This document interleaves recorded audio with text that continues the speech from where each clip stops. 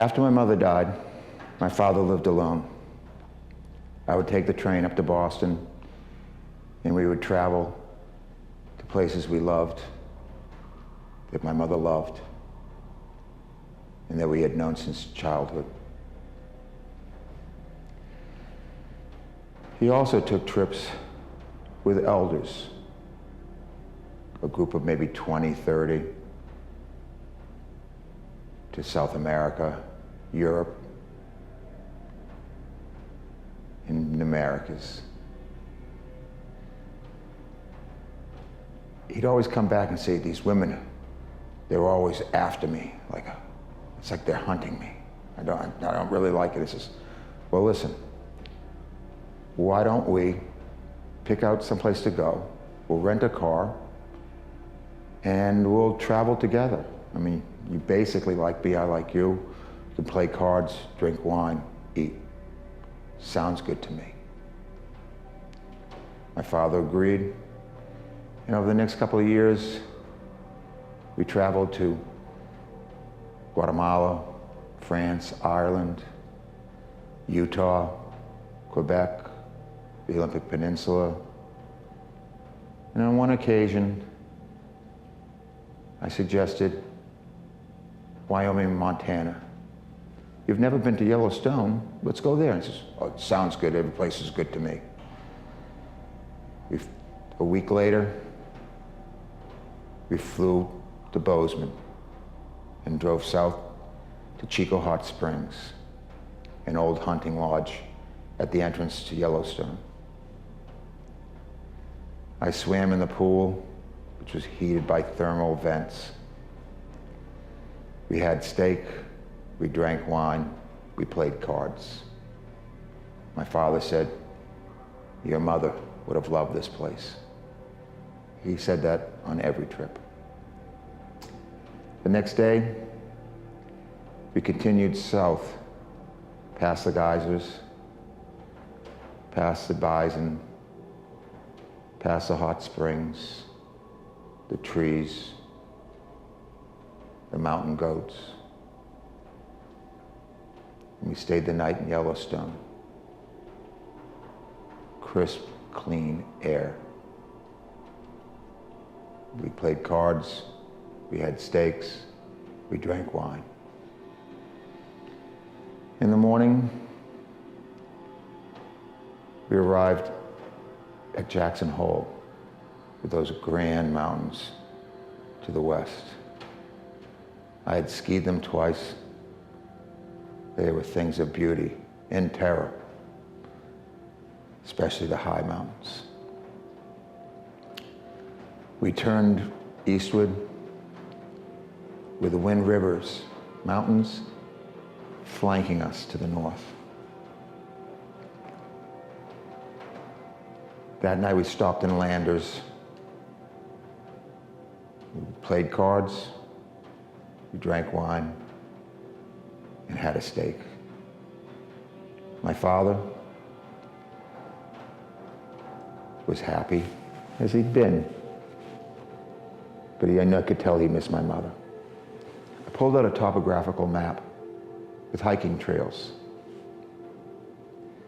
My father said, what are you looking at that for? I said, well, I see this trail here. This one goes to it's the shortest distance over the mountains. Well, how far is it? Like 12, 15 miles. There's a big difference between 12 miles and 15 miles in the mountains.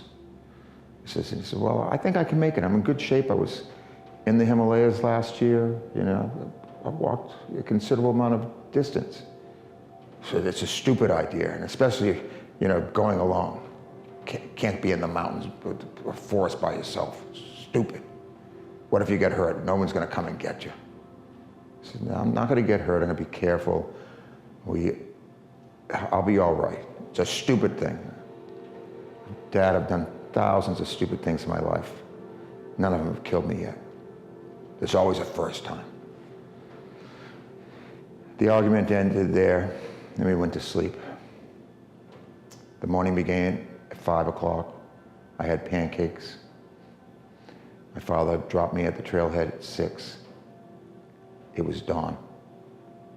It was still a stupid idea. It's not too late to back out. I said, no, I'm going to do it. If they have any problems, I'll come back. I set out up the steep slope, traversing through an alpine forest. I arrived at the pass, and to the west was a cirque of mountains, tipped by snow. It was majestic. I knew I had made the right decision. It was only 9 o'clock. I descended into a valley, reaching a alpine meadow with high grass and a small creek running through it. And I sat there and I said, this is as far away as I could get anywhere. 2 hikers appeared from the forest. They looked at my small pack and said, you didn't camp out here last night, did you? And he says, no, I left from the trailhead and I'm going to the northern trailhead. Today? And I said, yeah, of course today. He says, it's only probably another 10 miles, 12 miles. They repeated my father's comment. It's a long way in the mountains, 10 miles, 12 miles, and it's more like 12 than 10. You should probably turn around and go back. I said, no, I can make it. I'm an experienced hiker, and I've got good legs. It's a stupid thing. Where are you going? I said, I'm going to the northern trailhead. Today? I said, yeah. And he said, that's a long way. And he says, I figure it's about 10 miles. His friend said, more like 12. And it's rough going. That stream joins 2 others, and it floods out in a couple places. You don't want to be doing that by yourself. It's really dangerous. He says, no, I'll be able to handle it. He says, I don't know. It's really dangerous. And plus there's bear. He said, it's their time of year. They come out of the caves and they're all over the place. We saw signs of them everywhere. And I said, don't worry about me, I'll be fine. They walked away shaking their heads. And I set off down the trail. And they were right. The river was overflowing the path. I took off all my clothes and put my bag on my head. The current was strong. It was cold. It wanted to dash me against boulders, but I made the other side. The other side was another world. Bear tracks were everywhere. Bear shit. Bear claws had scratched the bark off of trees. This was bear country. And they were grizzly up here. The trail was wet, and in some parts covered with snow. This was starting to look like a really stupid thing, but I figured I was about halfway. I took out the map and looked at it for the 15th time, and then realized this isn't the right path.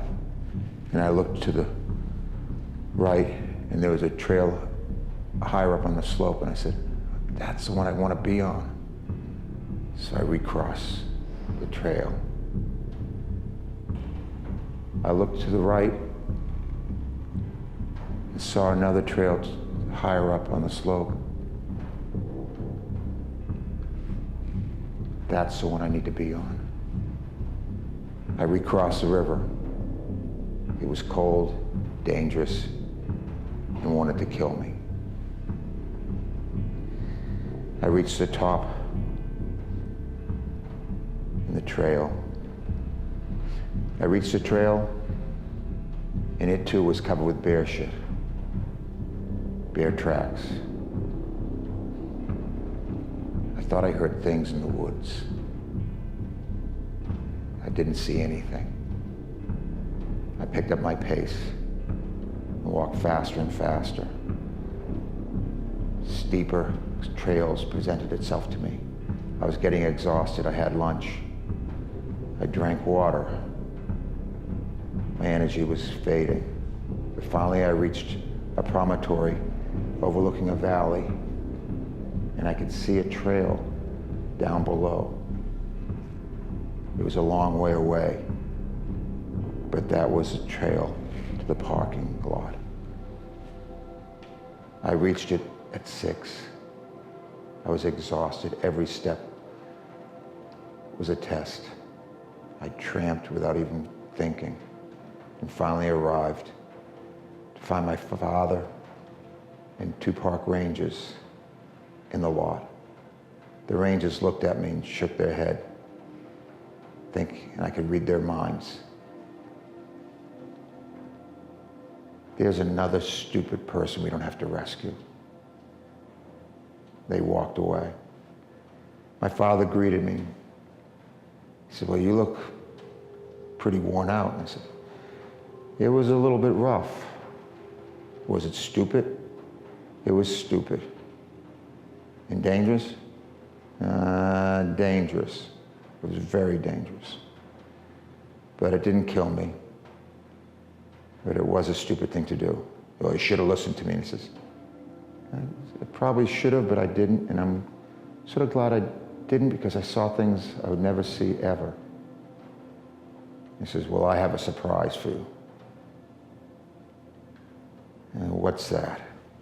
There's some cold beer and cold pizza in the car. I looked at him and I said, I'm so happy to see you. And he looked at me and said, and I'm happy too. It had been a stupid thing to do. Climb the mountains by myself. But I'll probably do something stupid again. That's just the way I am.